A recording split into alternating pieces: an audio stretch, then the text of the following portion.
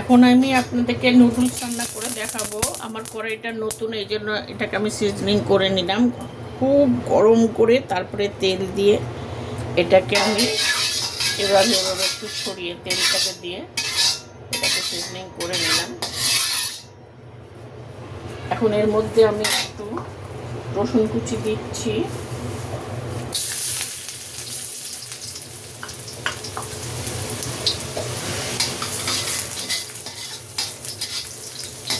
সাথে একটু পেঁয়াজ কুচিয়ে দিচ্ছি।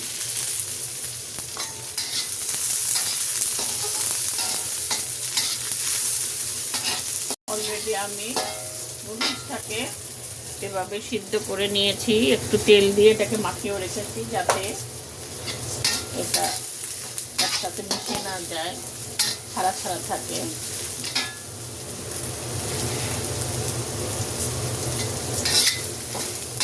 পেঁয়াজটা একটু ভাজা ভাজা হোক।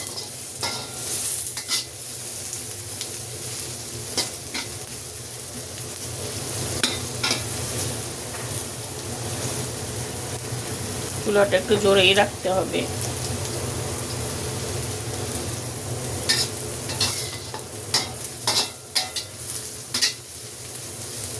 এখন আমি এর মধ্যে একটু চিকেন দিয়ে দিচ্ছি। চিকেনটাকে আমি মশলা, শুকনো মরিচ, একটু লবণ দিয়ে মাখিয়ে রেখেছিলাম।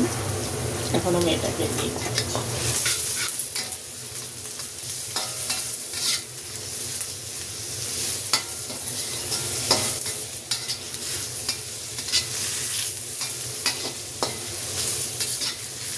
এটাকে আমি 1-2 মিনিট একটু নেড়ে নিই। আমি মাহমুদা ব্লগ থেকে আঞ্চলিক ছবি আপনাদের নুডলস রান্না করে দেখাচ্ছি।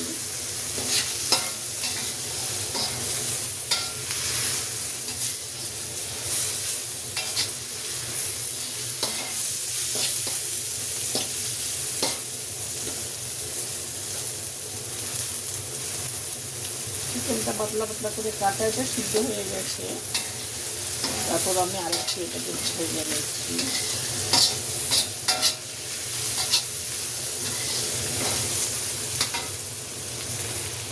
এখন আমি 2টা ডিম ফাটিয়ে এর মধ্যে দিয়ে দিচ্ছি।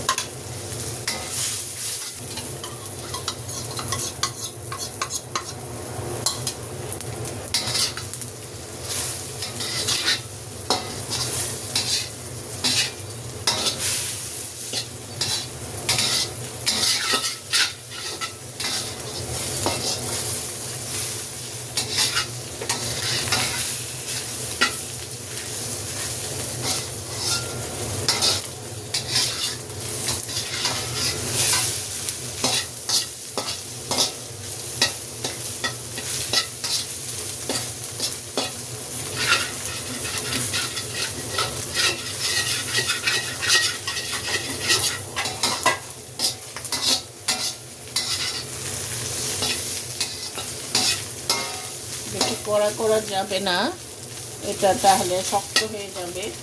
এখন আমি এর মধ্যে একটু ফুলকপি দিয়ে দিচ্ছি,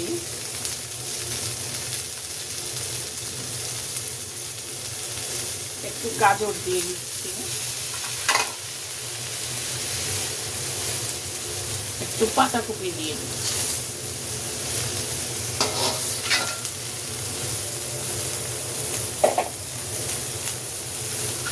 এখন এটাকে আমি ভালো করে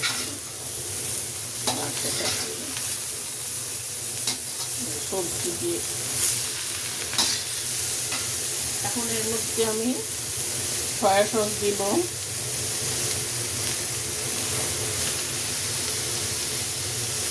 4 চামচের মতো সয়া সস দিব, যেহেতু আমাদের অনেক বেশি।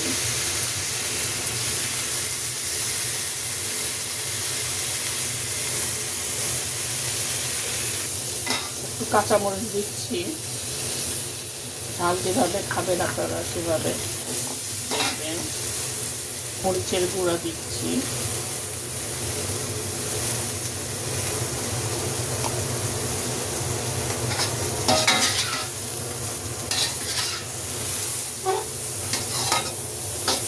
এখন একটু টমেটো সস দিব আমি।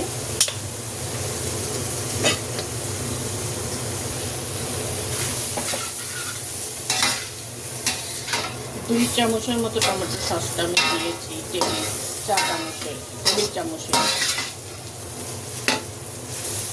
আমি এখন এর মধ্যে 1 চামচ চিকেন পাউডার দিচ্ছি। এটা অপশনাল, আপনাদের কাছে থাকলে দিবেন, না থাকলে দিবেন না। এই চিকেন পাউডারটা কিন্তু খুবই লবণ। এটা আমি দিয়ে একটু মাখিয়ে নিচ্ছি। আমি কিন্তু লবণ দেই নাই, যেহেতু সয়া সসে লবণ থাকে, চিকেন পাউডারে লবণ থাকে। নুডলসটা আমি এভাবে করে নিয়েছি। এখন আমি নুডলসের মধ্যে ঢেলে দিচ্ছি।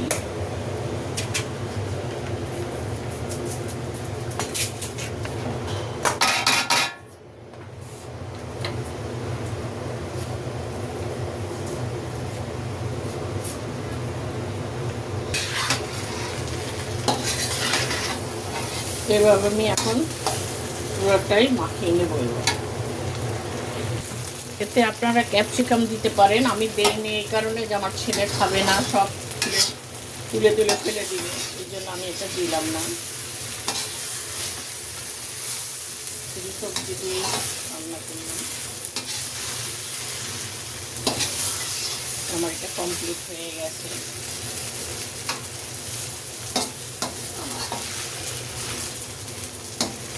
এবারে একদিন বানিয়ে খেয়ে দেখেন কেমন লাগে। চেষ্টা করি আপনাদের দেখানোর জন্য।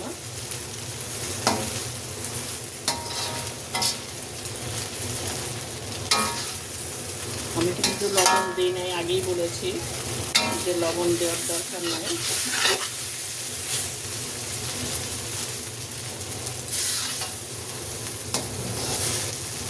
আমার এটা কমপ্লিট হয়ে গেছে। আপনারা এভাবে বানিয়ে খাবেন। পছন্দ হলে লাইক দিবেন, শেয়ার করবেন। আল্লাহ হাফেজ।